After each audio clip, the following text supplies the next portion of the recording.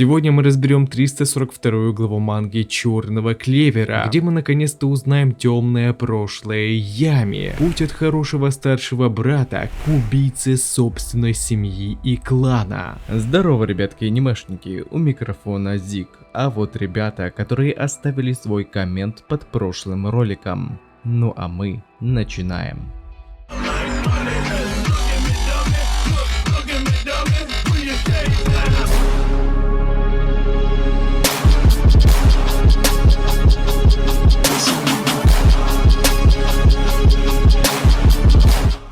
Итак, на связи 342 глава манги Черного Клевера. Переводил я ее сам, и так как я не профессионал, а любитель, могут быть ошибки. Прочесть вы ее сможете по ссылке в описании, как только я закончу ее обработку.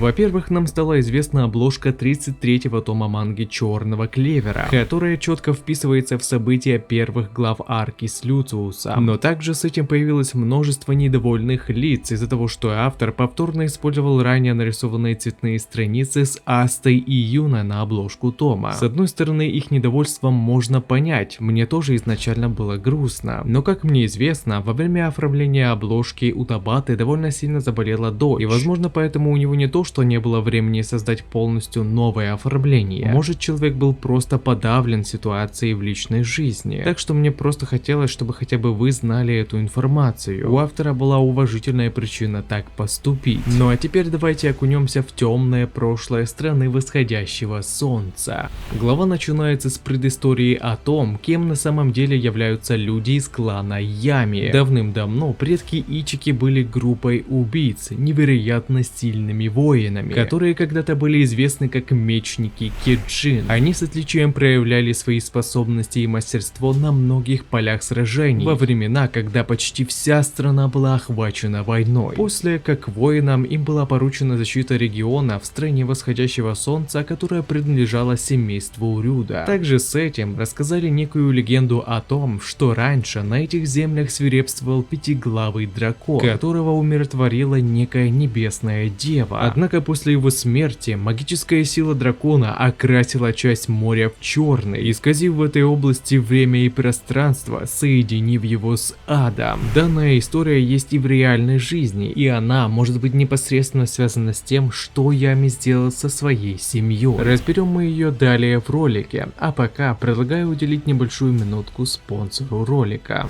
Анизон – проект для просмотра ваших любимых аниме. Сайт оснащен интуитивно понятным интерфейсом, а благодаря фильтру вы сможете быстро отсортировать аниме по жанрам и ознакомиться с каким-то новым тайтлом. Присутствует также и система рейтингов, которая покажет вам лояльность аудитории к выбранному аниме. Ну а во вкладке расписания вы сможете быстро и удобно узнать дату выхода желаемого ангоинга. Смотреть тайтлы вы сможете в HD качестве, при том, что с той озвучкой, которая вам больше всего нравится. А еще пользователям доступны собственные списки для сохранения тайтла в определенные вкладки. Анизон. Смотри аниме просто и бесплатно.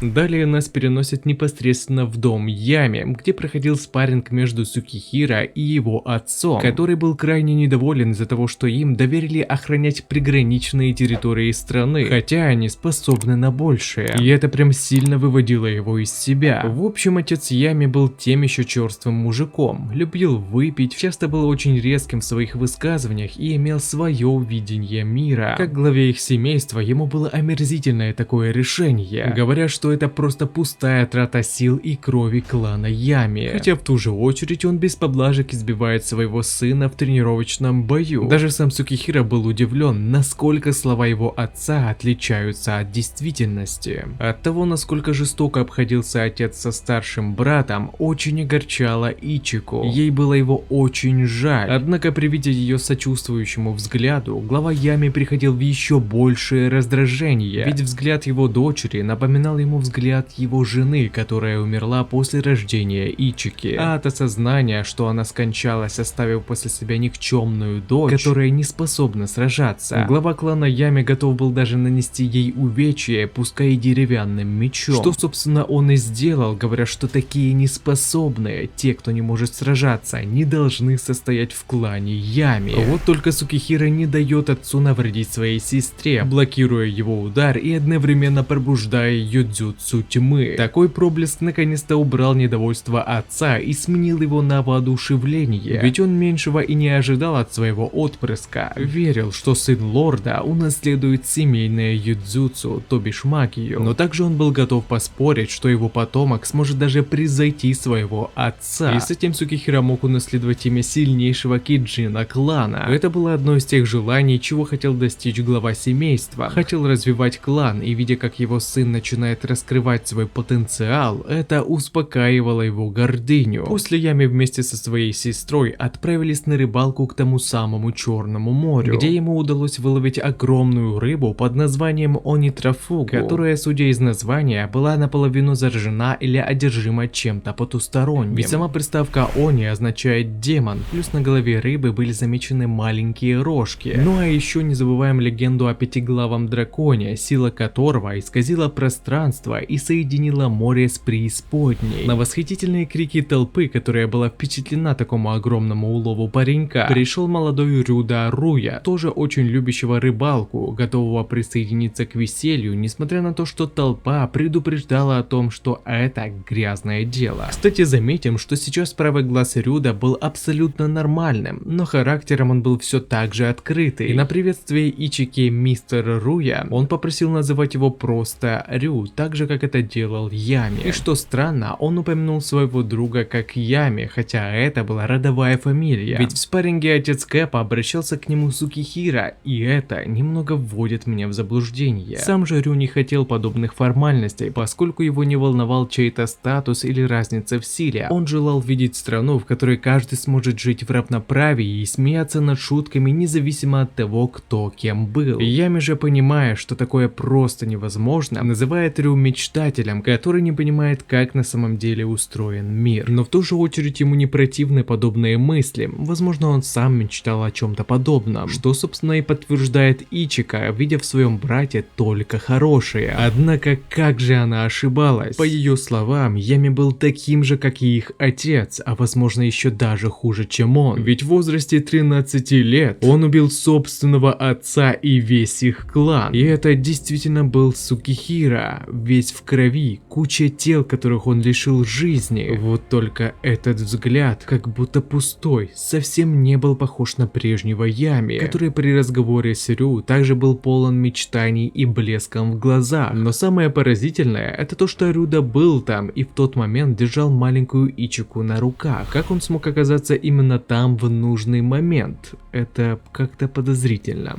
Увидев данную страницу, я еще больше начал верить в то, что Ями не мог убить собственный клан. Батю-то ладно, нужно все-таки знать меру в воспитании и не навязывать своих тараканов. И главный аргумент, почему Ями не был способен на подобное, это потому, что его магия только пробудилась. У него не было ни гримуара, ни свитка, он только начал показывать свою силу. Но у Сукихира не хватило бы мощности победить ни отца, лорда и главу клана, да и весь клан он бы не смог уничтожить, ведь клан Ями это семейство воинов, он бы не смог истребить их, не смог бы это сделать самостоятельно. Для небольшого разъяснения ситуации давайте ознакомимся с оригиналом легенды о пятиглавом драконе. Дракон этот буйствовал на этих землях до момента прихода Небесной Девы, которая в оригинале пришла только на 13-м году правления императора. Уже как-то находятся совпадения, ведь именно в 13 лет Ями истребил свое семейство. Здесь Небесная Дева умиротворяет дракона, а в оригинале она вышла за него замуж, чем и закончила муки людей, ибо с этого момента он стал помогать им каждый день, посвящая себя жителям этих земель. Но спустя время его тело начало ослабевать, и в конце концов он умер. Но даже после смерти дракон желал защищать людей. Возможно, с течением времени его оставленная огромная сила начала искажать пространство, и таким образом создав трещину между миром людей и преисподней. Знаете, наверное, он и правда хотел лучшего, но время и коррозия никого не щадит. А раз уж в этом месте появилась брешь в преисподнюю, что отчетливо видно по зараженным рыбам, из нее могли промышлять потусторонние жители. Пусть демоны еще не могли выйти наружу, но они могли просочить частичку своей силы. Кстати, таким образом можно объяснить появление в этом мире маны Загреда. В свою очередь мы знаем, что демоны это те еще искусители, и насколько бы не был добр Ями, в его сердце могли закрадываться обиды, которые уже уже и мог обезобразить дьявол, а после, завладев телом человека, сделать то, чего ему вздумается. Это очень хорошо может объяснить то, как Ями смог убить такой сильный и воинственный клан, ибо с силой дьявола у него были все шансы превзойти своих сородичей. Я уже делал предположение о том, что Ями может быть связан с дьяволом Люцифугусом, где разбирал все это в данном ролике. Ведь раз уж Мегикула являлась источником проклятий, то Люцифуг мог быть прародителем магии тьмы. И Сукихира, как носитель подобной магии, был отличной мишенью для манипуляции дьяволом. После своего преступления, по словам Ичики, старший брат бросил ее и сбежал, чтобы прожить свою жизнь в другой стране с такими людьми, как наш парнишка. И доверять подобному лживому человеку она считала крайне глупым поступком. Аста был просто шокирован подобному рассказу. Он не мог поверить во все это. Он знал Ями с момента, как его приняли в отряд, прошел с ним множество трудностей. Аста верил, что капитан ни за что бы так не поступил, но Ичика просто была шокирована тупостью своего собеседника, ведь она видела все собственными глазами. Вот только, даже если так, главный герой верил в то, что все было совсем наоборот. Он был готов стоять на своем до конца, даже если в итоге его противником станет младшая сестра Ями. Эти слова были последней каплей в море неприязни к чужеземцу. Она хотела решить все раз и навсегда настоящим сражением. И раз уж он считал себя правым, тогда пускай докажет это силой, которую он приобрел под руководством Ями. После чего, достав свой свиток, активировав юдзюцу тьмы облик черного самурая, она была готова преподать мальцу урок, даже если в итоге он умрет. Сейчас ей было абсолютно все равно, что с ним произойдет, ведь Ичика не могла больше терпеть вылизывание того, кто просто уничтожил весь их род. Что ж, видимо в следующей главе мы увидим битву убеждений. Теперь Ичика стала серьезно как никогда и даже впервые использовала юдзюцу. Теперь Асте также потребуется драться в полную силу и активировать настоящий режим ассимиляции, а не его урезанную версию. Не, ну ребятки, это сражение должно быть действительно захватывающим, ведь противники не будут кичиться своими умениями. Все действительно серьезно, ведь на кону стоит истинная правда. Ну а Рюда, мне все же кажется, что он темнит, ведь оказаться в нужном месте в нужное время без своего глаза становится очень подозрительно, хотя историю мы знаем лишь со стороны Ичики.